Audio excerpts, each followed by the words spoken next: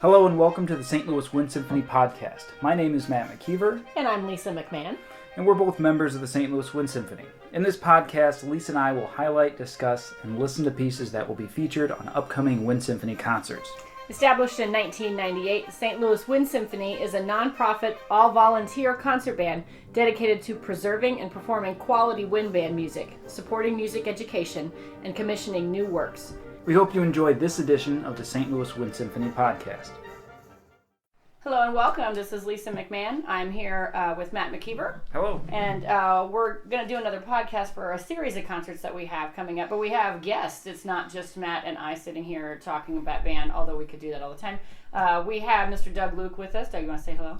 Hi, everybody. I'm a member of the horn section of the St. Louis Wind Symphony. And an expert at horn, all things brass. So he's here to talk to us about that. We also have Tom Poshak with us. He is our music director for the St. Louis Wind Symphony. Thank you for having me. Indeed, glad to be here. We are happy to have you. We're going to talk about stuff that's coming up for our next three concerts. The first one is Sunday, November 10th at 3:00 p.m. This is a regular season concert at Kirkwood High School. It's the Keating Center. And the next one that we have is Saturday, November 16th. Just the following Saturday, right after our regular season concert. That is at 8:00 p.m. at the 560 Music Center. That's it's an exciting concert because we are teaming up with the Black Tulip Chorale, and we have Christine Brewer as a guest soprano performing, I believe, with both ensembles. Is that correct? Yes. We'll talk a little bit about some music that's on that concert a little bit later. The last one in November. November is a busy month for us, and we have a concert at East Central College on Friday, November 22nd, 7:30 p.m. at the Anglin Performing Arts Center. That is in Union, Missouri. So a busy time of year for the Wind Symphony. We asked Tom and Doug to be with us today because the last time we spoke at length about the woodwind section of the Wind Symphony, and today we're going to shift away from the This is out of our jurisdiction. This is out of our field of expertise, so we thought we should bring in some brass people to talk about this. We're going to talk about the brass section. Tom, I'm going to turn this over to you. Can you talk to us a little bit about the difference between a cornet and a trumpet, and what do we see in wind symphony music? In the concert band, the highest brass instruments are cornet and trumpet. The cornet is a little shorter, a little smaller, a little larger bore, and gets a darker sound. They were very prominent in bands at the turn of the century and early 1900s. They play the exact same pitch and the exact same notes, they just get a different color. Most band arrangements today will just have trumpet parts, but if you get back and play some of the stuff from the 50s and 60s, and some of the contemporary stuff, depending how difficult it is, you will have trumpet and cornet parts, and generally you would have more trumpet players than cornet players. Cool. Are there roles any different as far as what they play or what? Yeah, a little bit. Like the cornets would probably line up with the euphoniums and the French horn in terms of what lines it might be doubling, and that tone quality. And trumpets would be more. It's a brighter sound and playing more of the projecting the melody. Gotcha. Do you see more cornet parts or trumpet parts in transcriptions, or does it seem to matter if it's just? Yeah, it just really kind of varies. I mean, Sure. Some of the transcriptions will just say trumpet. It's mostly some of the band stuff from, like I said, from the early 1900s that you'll see cornets and trumpets. But Alfred Reed writes for cornets and trumpets, but he flips it, and he wants more cornet players. Or as it was explained to me by Mark Blackmore, the cornet is really like the trumpet part. Okay. And so Alfred Reed flips it. So contemporary composers, again, generally more difficult music will use trumpet and cornet. Okay. So a cornet is a typical tool in a professional trumpet player's arsenal of instruments. Yes. Okay. Yeah, they would need a C trumpet, a D trumpet, and a cornet. And nowadays you just generally play them on cornet parts on trumpet parts. We don't have anybody in the trumpet section really playing on a cornet. A lot of them may have it, so it's not as prevalent these days to have it. Is it the same mouthpiece between cornet and trumpet? Yeah. Yes, they can Okay. use the same mouthpiece. I'm sure some of the trumpet players that are serious about it may have a little different mouthpiece to get that darker sound, but I You think can play the same mouthpiece. I feel like brass mouthpieces it's such a gear specific thing. Mm-hmm. You know, kind of like you saxophone players Saxophone with your, players, you for know, you sure. have your perfect setup of this kind of reed with this kind of mouthpiece Mm-hmm. under this face of moon or whatever. I imagine that brass is the same way. Most professional bass players probably have 100 mouthpieces. Mhm. But brass players tend to blame their mouthpieces Sure, less. sure. Then that would blame a reed. I get it. I get it. Just look at your reed confused.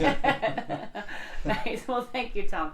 Doug, you want to talk to us about the next instrument? If we're going in score order in the brass section, is it horn or is it French horn? Solve the controversy for us. Well, it's from the horn perspective. There's not much of a controversy. We call it French horn, and really horns come from old hunting instruments. You've probably seen paintings of men on horseback with a horn over their arm, and that's why the horn is wrapped around in a tight circle. It's called French horn, but actually the modern horn is really more of a German instrument. It's based on a German design. So these days, typically when you say a horn player or the horn section, it's really French horn.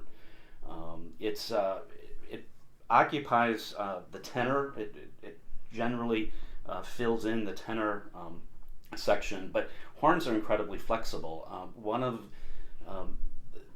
You can't do this easily, but the range of a horn goes across 4 octaves, and that's partly because actually if you unwound a horn, it would be 12 or 13 feet, which is a tremendous amount of tubing, and but that allows the range along with we're talking about mouthpieces. Sure. The mouthpiece is quite small. The lead pipe into the horn is quite small. That gives that helps with the range, but it also makes it tricky to play. There's a lot of, because of the flexibility, modern composing for horn, both orchestral and wind, you typically can have 4 parts. So often the first and third are written in the higher range, and the second and fourth are written in the lower. And because horns are used so often, you'll often in a section see 5 horns. And that's not because there's 5 parts typically.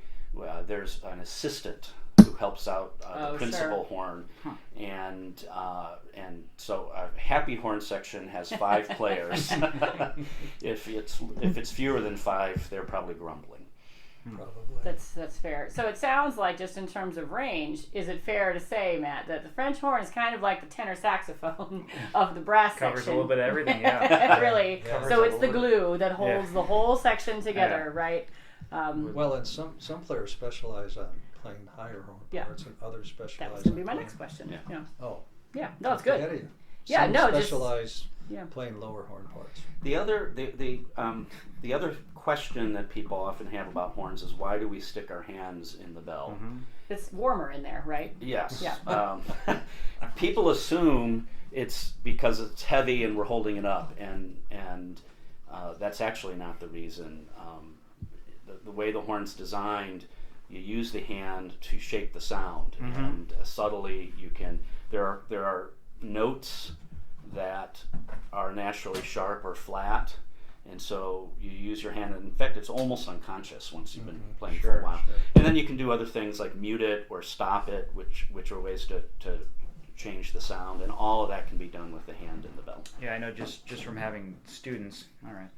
Just Hi, from Russell. having just from having students playing horn, some notes are terrible intonation, but I guess it's a conversation I guess really you need to have with a professional horn player as far as like how to shape the hand to get each note in tune. So I know it's a tricky instrument. And you can use it as a mute. Yeah, mute or stop. Right. Okay, so if we go back down the brass section, Tom, you want to talk to us about trombone, bass trombone? How many of them are there in a Well, in band? trombone, And very you're a similar- trombone player. I am. So You can admit it. He tries to- This he tries to is get a this- safe place. this This is a theoretically safe should place. be accurate. Whatever you're saying. At one time, way long time ago, you had an alto trombone, a tenor trombone, a bass trombone. So you could cover all of those parts. The alto trombone is only used in special cases now. We just use a tenor trombone and a bass trombone, and they come in different bore sizes, the shape of the tubing, how big it is, how big around it is. The bigger around it is, the darker sound you get. So the bass trombone will be quite large. And tenor trombones these days can be real small bore, which is used in a lot of jazz playing because there's so much high notes and it's a little easier to get around on the horn. In bands, the tenor players, the people that are playing first and second part, play on what we call a large bore instrument, and it's so it gets a darker, mellower sound. But you can cover quite a range. Alto trombones is a whole nother creature that's quite challenging to play. So would you use the same size mouthpiece? No, I mean, no, it would be a more like smaller. almost like a trumpet mouthpiece, maybe? Not quite to a trumpet mouthpiece. It's a smaller instrument. I mean, whereas the regular trombone has 7 positions, you now have 7 positions in the span of probably 4 positions, which means you're moving very little, and pitch is very difficult to maintain and stay in tune. Wow. And it goes really high. Well, so sure. You had alto, tenor, and bass trombone, and back with the original symphonic section, you'd have somebody on first playing in alto clef, somebody in second playing on tenor clef, the player on third would be playing in bass clef. So you had, as a trombone player, you have to learn all those clefs. You don't see alto very much anymore. But wow. And then you go down to the euphonium or the baritone, which is, as Doug said, a little controversy in the terms. They will both essentially play the same part. Euphoniums are a little darker in sound, probably a little larger bore. Coming from the brass bands, the euphonium would be in bass clef, the baritone would be in treble clef. They might have different parts somewhat, but that nowadays you get, it'll say baritone, it'll say euphonium, and they're playing the same thing. But you'd rather, in our situation, you certainly want anybody that has reached a good level of performance on that will play on a euphonium rather than a baritone. A little different shape, a little different sound. And Matt and I are both part of a forum of band directors online, and there's some, but every now and then, like probably every 3 months, someone will post what's the difference between a baritone and a euphonium question, and it spawns, millions and millions of comments, and it's all, professionals arguing with each other. So, from the expert, I can say, it doesn't matter. It's the same thing. You're reading the same music, You are, and you're reading bass clef. Although euphoniums will very often be in treble clef.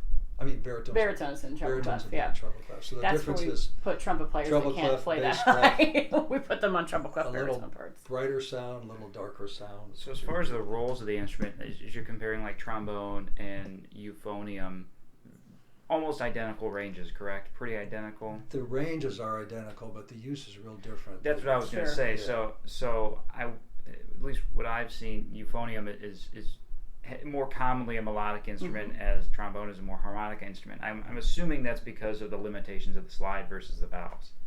I've never thought of it that way, but that would be a good thing. The euphonium blends in with French horns really well. Third trumpet parts because will they're the often glue, go with right? euphonium. They're the glue And that of course, holds everything. tenor sax is right there in the middle of all that. So yes, the trombone a little more technical, bass line, and the euphonium, baritone being more on the melodic side. Sure. How about tuba? Can you talk to us about the tuba, the basement? Tuba Needs no introduction. Yeah, right. It needs no introduction. It's big. Yeah. I mean, it's the bottom. You have some people who reach a very high level will play on a B flat or a C or an E flat instrument, and they move around on those. We just have B flat tubas, and some with upright bells, some with bell forward, generally like upright. Are all bell forward tubas called sousaphones? Or No, the sousaphone is what Sousa developed, the ones that wrap around you. for the marching for band? marching Yeah, but band, you do right. have bell front tubas, and it's a pretty specific projection type of instrument. I mean, now all the marching bands, they're carrying it on their shoulder with the bell projecting forward. Rotary valves, piston valves, some of that is personal opinion, which one you like the best, but tuba is tuba. We use B-flat tubas. How many players will we have usually in the Wind Symphony, or how many ideally do you want in a concert band setting? We generally stay around 60 wind players, between 55 and 60 wind players, and then percussion is very flexible. Could be as 4. Zion needed 9. You know, I mean, so.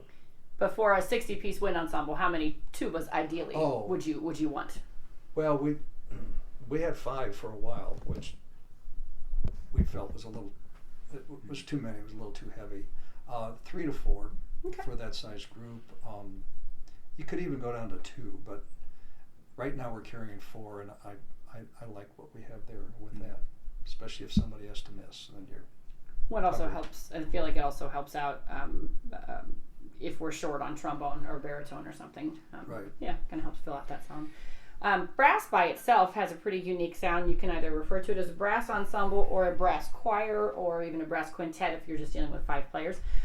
Matt, you want to talk a little bit about what we're going to listen to? Sure. So Tom brought in an album by a group called Eurobrass to kind of highlight the sound of just a brass ensemble. So we're going to listen to one of the tracks from that. This is the Vivace from John Rutter's Gloria. It was arranged for brass ensemble by Chris Woods. Chris, the bass trombone yeah. player in Wind Symphony, and he's done quite a few arrangements for Eurobrass. He's also involved with we can get this in, the St. Louis Sure. Low Brass Collective. Oh. Chris has been involved with that. There's your name And drop. has There done, it is. there you go. He's done a lot of our arrangements for the Christmas play along that we do, and it's very, very clever stuff. He'll combine. I can't think of. Give me a minute later on, and I'll remember the title of one of them. Yeah. But he'll combine a popular song with a Christmas tune and put A it mashup. together. Mm-hmm. A Yeah. classical brass mashup, Yeah, as yeah. it were. So we're going to listen to an excerpt of that, and we'll be back on the other side to talk about some of the pieces we're playing for our upcoming concerts.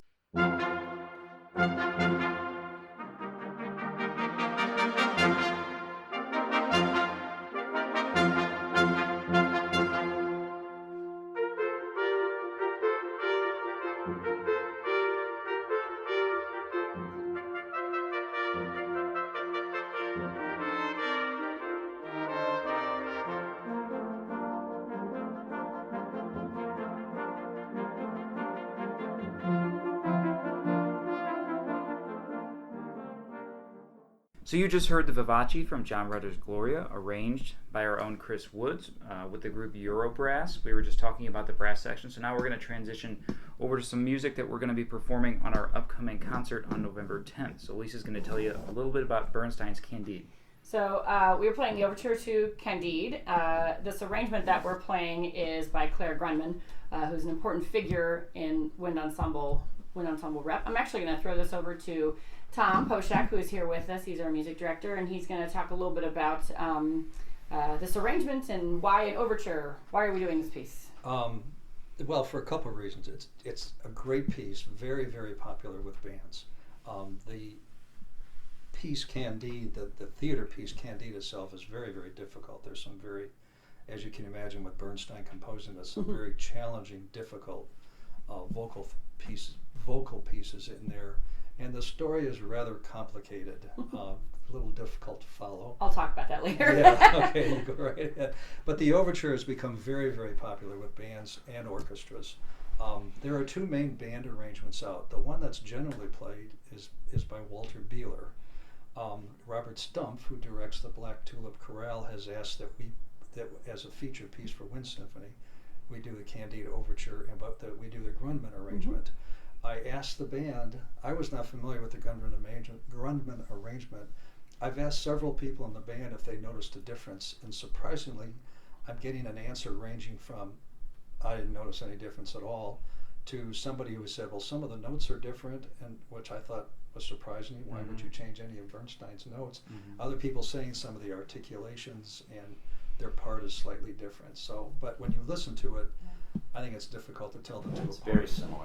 Well, very and similar. I will say for my part, the pitches are the same. Some things are spelled enharmonically, so on the page it looks different, so you really have to stare Yeah. at it. But once you realize, D sharp is the same as E flat, then it's fine. But just for whatever reason, Grunman spelled it differently. Yeah. It's the same. And who knows if that comes from Bernstein's orchestration or whatever. I mean, they're both excellent arrangements. Yes, they are. And the band sounds great playing them. Grunman, of course, has done a lot of original compositions, but he's done mostly arranging. He's done like a suite of American folk songs. He's really into that kind of stuff, arranging pieces like that. So he's high-end, an outstanding arranger, so you know that this is really a good piece. So it's just very popular, and most of the band had played it before, but it's one of those pieces you never get tired of. Mm-hmm.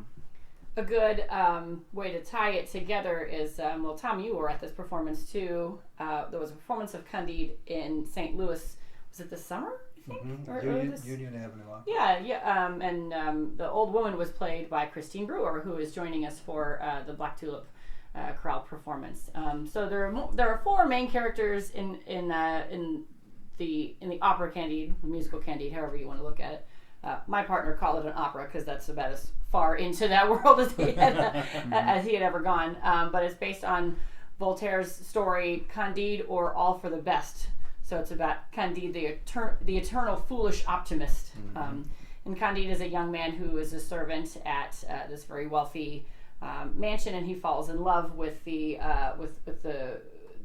daughter of the house, and her name is Cunegonde, which is not a very pretty name for the romantic love interest, if you will, but I didn't pick it. And then they are both students of Pangloss, who is this philosopher.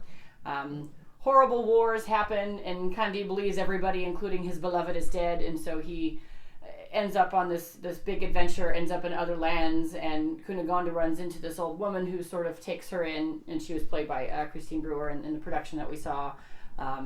Just a lot of horrible things happen, and then it comes to find out, oh, no one actually died. They're really alive, and they're living separate lives, and they run into each other in South America, and it goes all over the world. But basically, it's like a series of unfortunate events, and all these horrible things happen. And through it all, Candide is just like, but at least we're still alive. At least we have each other. And he's the foolish, eternal optimist. And at the very, very end of the show, the best thing that he can say about all these horrible things that have happened is, well, I guess we're going to have to work a little bit harder to make our garden grow. And you're just like... And they have one of the greatest endings to any musical theater. I was weeping pretty openly, actually. I was going to say, if somebody's interested after hearing the overture, but don't want to listen to the whole opera, if you listen to the finale, which is Make Our Garden Grow, it's one of the most beautiful things Bernstein's ever composed. Absolutely. And one other thing to listen to is Cunegonde's fabulous aria, Yes. Glitter and Beguet. Mm-hmm. If you listen to those three things, you will get the gist of Candide, and I mean the rest of the music is spectacular also, but those are the three main. As is events. most like operatic and musical plots. Everything's crazy. Like there's all sorts of insane things that happen. But yeah, Just go and listen to the music. it's good stuff. Just listen to the Wonderful. music. Wonderful stuff. We're gonna listen to a sound example of that one. Sure. So we've got, we'll give you a clip of what you'll hear the Wind Symphony play. This is Claire Grundmann's arrangement of Candide by Bernstein.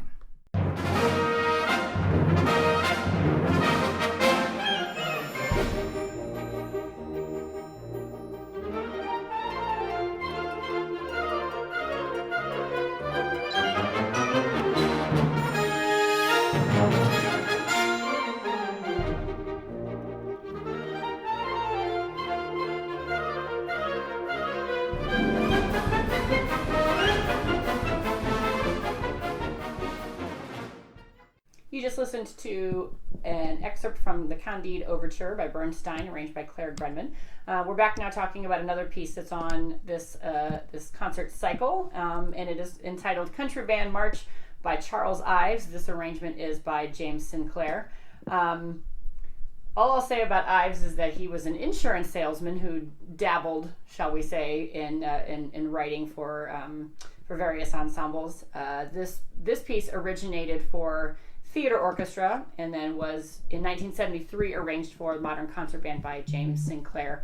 He has a very interesting style where it's sort of there are no rules, and every sort of thing that you're supposed to hear goes out the window. So we have polyrhythms in music, we have polytonalities, and then we have Ives, which is the technique of poly everything. Mm-hmm. So you really never know what you're going to get with this particular composer. I'm going to throw this over to Tom Poshak, and he's going to talk about all of the quotes and all of the little snippets of things that you might hear in a country band march. As Lisa said, it was composed for theater orchestra, but was never really ever performed, and they think all that was left was a handwritten pencil score. It was composed in 1903, and in 1973 was the band arrangement, which is most commonly played. Ives is just from another world. That's a kind way of saying it. Rhythmically extremely complicated. As I told the band the first time we read through this, you're on your own. Mm-hmm. You've just got to play your part, and even though it may fit with some other instruments, there's a whole bunch of other instruments doing something completely different, and you'll see rhythms you've never seen before. He has quoted a whole bunch of pieces in this piece, which I'm not sure all of us have heard all of these yet, but some of them are Arkansas Travelers, British Grenadiers, London Bridge, Marching Through Georgia, My Old Kentucky Home, The Girl I Left Behind. He very often takes these little folk songs and includes them in this piece. It's really supposed to represent a country band playing, and in his mind, an idea about doing this was that these country bands were not very good, and it comes across that way. So, go ahead. And I have a question about that. At the very end, the last measure, and we rehearsed this last week. Correct. There was where most of the band is doing something, and then either a saxophone or flute has a thing hanging over. Is that that's the sort of player who didn't quite get it right? That is my guess. In fact, the saxophone player who's clueless. There you go. It's the two alto saxophones. Everybody cuts off, and they hold on for a beat. And we're actually going to get them to hold on even longer and even louder, so it sticks out. And it just sticks out like a big mistake. But I'm sure that's what he was doing. But he said, it was representing just a good old country band, and it's like everything in a blender. And poly everything. Poly everything. And this is a piece that my family in the audience may initially have some troubles with. And I think a good way to think about this is if you come in and are struggling to hear the melody and hear the harmony, you'll be struggling. But sure. This is like, the parallel is if you go into an art museum and you see a cubist painting like Picasso or Clay, where the point is not to be able to recognize who this person is, but you have the sense of a person or the impression of a person. I think here it's the impression of being in a park when a country band is playing, and you don't hear everything clearly. There might be other sounds going on, and when you do that, the sound washes over you, and I think it's pretty dramatic and a lot of fun. Now we did a Ives piece last season, Old Home Days, which was one of his earlier pieces, correct? I think so. It was a little bit more probably accessible, a little bit easier on the ears. But that last movement was London Bridge is Falling Down, where there's two different versions. That was almost like a teaser to what this piece is about. So it's a little bit harsher on the ears, but I think like Doug said, you sort of just take the whole experience and let it kind of wash over you rather than try to nitpick little things. And it's actually a pretty cool like aural experience to hear all that. And the fact that it's all written down, it almost sounds like it's written, like we said, written to sound intentionally wrong, but it's all very meticulously notated, which is what makes it so challenging. Exactly. I wonder if the point of it is to feel uncomfortable when you listen to it. Is the point to be confused and a little bit uneasy? If so, then Ives has absolutely done what he set out to do. Yeah. So let's listen to a clip of this piece. We'll give you just a sample of it, and this is a piece we'll be performing on our upcoming concert. So this is Charles Ives' Country Band March.